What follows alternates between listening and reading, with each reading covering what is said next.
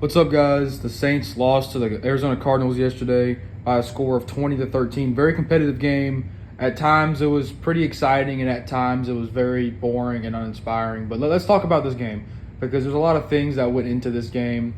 Lots of noise from the media saying the Saints are going to be the worst team in the NFL this year. You know, Saints undergoing a rebuild now with the miraculous news of Derek Carr retiring. Obviously, Dennis Allen getting fired midseason and replacing him with Kellen Moore. Brand new coaching staff. Not a new quarterback, as Spencer Rattler did start 6 games last year, but I would arguably say new quarterback because Spencer Rattler really did not play with this offense last year. Now we have, Chris Olave back, Rashid Shaheed back. You brought in Brandon Cooks, traded for Devon Vele, drafted Kelvin Banks. So it's a completely different team. New team, and I would say, I think most of us would agree this is a rebuild now. Game 1 of a rebuild with newish quarterback and newish head coach. So let's talk about this game. I didn't make a video yesterday. I wanted to kind of gather my thoughts and with this new regime and everything. So let's talk about it. This game was competitive. And honestly, that was more than anything. I don't expect, and I'm sure a lot of you are the same way, I don't expect the Saints to make the playoffs this year. I don't expect the Saints to be a very good team this year. This game specifically, what I was really looking for was the Saints to prove me right in the sense that this is not the worst team in the league. And that instead of being ranked 32, they're kind of more in the 20s, and a competitive team that is actually building towards something for the future, unlike last year and the year before where we had Dennis Allen and Derek Carr. We were just kind of stuck in that eternal mid stage. I think they kind of accomplished that. I would say they accomplished that. This game came down to the wire. It did take kind of a comeback effort to get to that point, but let's go ahead and address the elephant in the room now while we're talking about what the game came down to. At the very end of the game, Spencer Rattler was attempting to lead a potential game-tying drive down 7 points, and with 9 seconds left at about the 20-something, maybe the 18-yard line, something like that, Spencer Rattler throws a high pass, but a pass where only Juwan Johnson could jump up and get the touchdown, to jump up for the ball and score. Because in that scenario, we had no timeouts. The ball had to go in the end zone with 9 seconds left. He puts it right on the money, and Juwan Johnson can't make the catch. It's a tough catch, but Juwan Johnson, we gave you a 3-year, $30 million extension in the offseason. I did not like that then. I do not like it now. Now, he was a leading receiver. He had 8 catches for 76 yards. He had a pretty good game, but that kind of just gets completely – it doesn't matter anymore. It doesn't matter when you drop – the game-tying touchdown. And I think the Saints would have gone for 2 in that scenario. That's what I would have done, and I think they would have done that. I think they would have done that. So that's a $30 million catch that you have to make. And honestly, in that scenario, in the red zone, needing a touchdown, I think one of our biggest issues became very apparent. The fact that we don't have a big body wide receiver. And I kind of had an issue with how we used our weapons in this game. I know it's the first game with Kellen Moore, so I'm not worried about the process yet, you know what I'm saying? Because I don't expect our offense to be top 10, but I think they can get better. You know what I mean? I like Chris Olave. I like Rashid Shaheed. I didn't really like the way we used them. Not really any downfield shots. Spencer Rattler was 27 of 46 for 214 yards. No touchdowns, but also no interceptions, no turnovers. That's very important. Only 4.7 yards per attempt. That's not good at all. We need to get that up. And 46 passes is a lot. Now, context matters for this, obviously. A lot of those passes were coming in the fourth quarter. But that being said, I do wish they would have ran the ball more. Alvin Kamara, Kendre Miller, even Devin Neal when he got some run. They all looked good. The run game looked good, especially in the first half. So as soon as we went down 10 points, I really wish they would have stuck with it a little more. But I do understand, in the press conference, Kellen Moore said they were trying to get some more yards on early downs, and the run game wasn't really doing that in the second half, at least the start of the second half. So I do somewhat understand it. I wish they would have stuck with it more. But back to the weapons. I wish they would have just utilized them downfield more because we don't have a single receiver over 6'2", besides Devon Vele. And you really could have used Devon Vele at the end of the game when you needed to throw up a ball to somebody, because in that 4th and goal or 4th down, the last play of the game, when you just threw a pass to the back corner of the end zone of Chris Olave in triple coverage, that's not his game. That's never been his game. So why are we throwing those passes to Chris Olave when you could have gotten what I thought was the reason you went and traded a draft pick for Devon Vele, who could go up and catch a pass. Because the only player they seem to trust to be able to do that is Juwan Johnson. And Juwan Johnson is butt. Juwan Johnson is butt. He's not. He's an okay tight end. He's not a tight end number one. He's not a tight end one. He should not be our leading receiver. That is an issue, but they can get addressed, and we can work on that.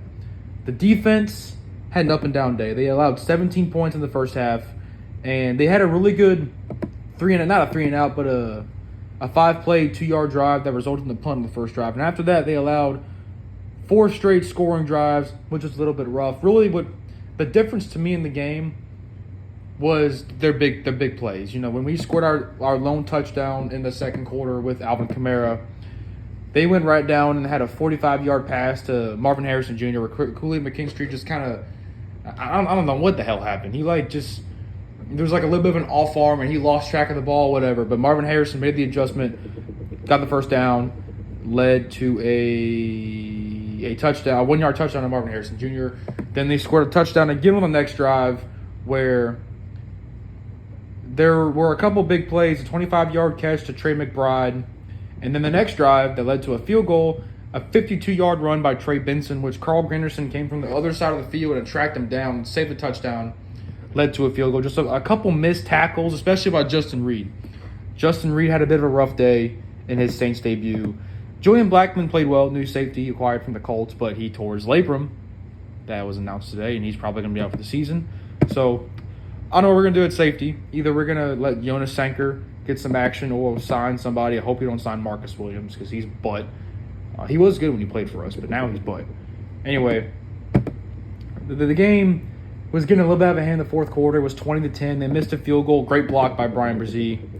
That led to a field goal, and then we eventually almost had a touchdown at the end of the game. Juwan Johnson obviously could not make the catch.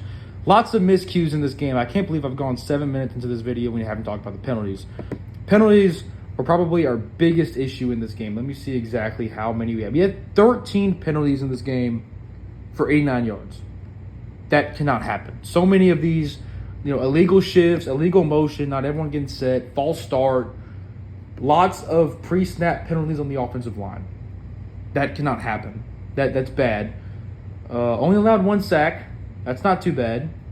We controlled yardage. We outgained them 315 to 276. We had more first downs. 5 for 14 on third down isn't great, but that's not the worst thing either. You know what I'm saying? We went 1 for 2 on fourth down. 1 for 4 in the red zone needs to be better. Blake Grupe missed a 33-yard field goal in the third quarter. That cannot happen. Okay, I know Blake Grupe is. Everyone says he's good. Everyone says he's probably one of our best players because he's been so reliable all camp and last year. Guys, I don't know what it is. But if y'all been watching me for a couple years now, you know my opinion on Blake Grupe. Blake Grupe does not make the important kicks. He just doesn't. I don't know what it is. He will make all the kicks in garbage time, all the kicks when we're up.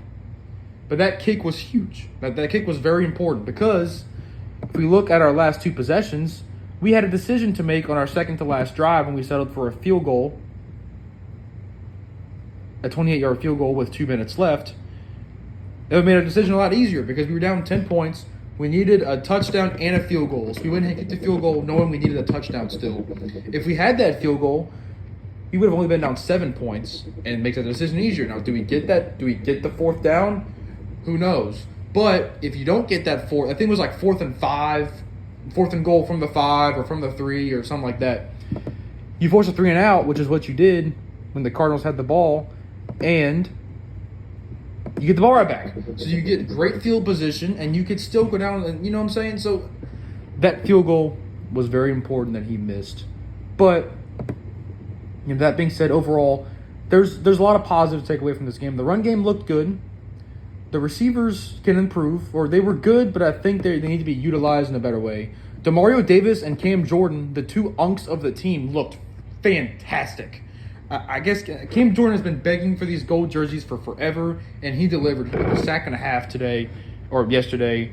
Demario Davis was flying all over the field. I don't know if he's aging in reverse or what, but he looks fantastic. I hope that can continue for the rest of the season. And I saw grit. I saw a lot of fight from this team. And honestly, I think I came away more feeling better about the Saints than I did before this game. My record prediction before the year was 6-11, but a competitive 6-11 team. I think there's going to be lots of reasons to be optimistic going into the future, and the fact that, like I said earlier in the video, we're actually building towards something now.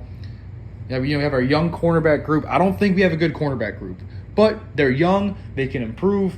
We'll see what happens. Clue McKinstry had an up and down game, but he's a second-year guy, and this is his first full season really stepping into the role of being a number one corner, covering number one guys consistently.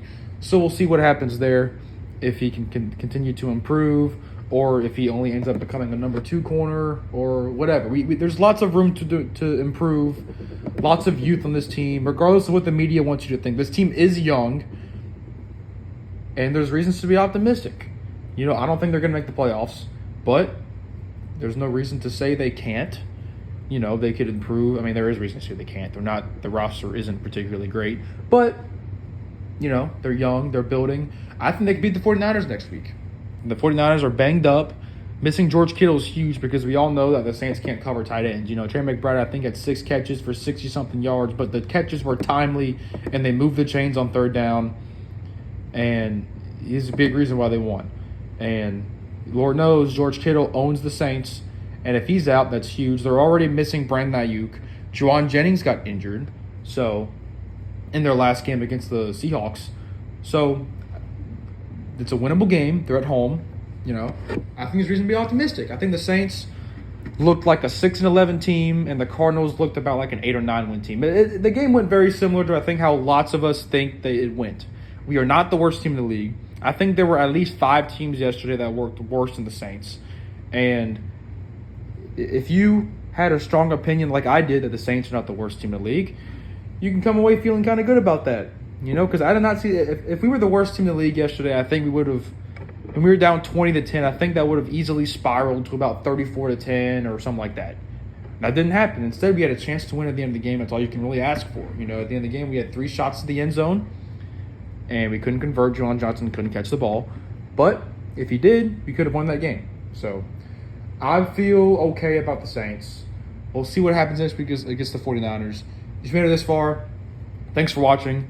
I'm not sure how consistent I'll be with the videos this year, because last year once the season went to shit and everyone not really when the season went to shit, but once all the players got injured, I kind of stopped caring about making videos, because that's not even the team that was supposed to be. It was just like a bunch of Walmart employees playing in Saints uniforms. So now the players are actually back healthy, and I can actually make a detailed breakdown and give you my thoughts on how the game went. So thanks for watching, guys, and I'll see you guys next week for the 49ers.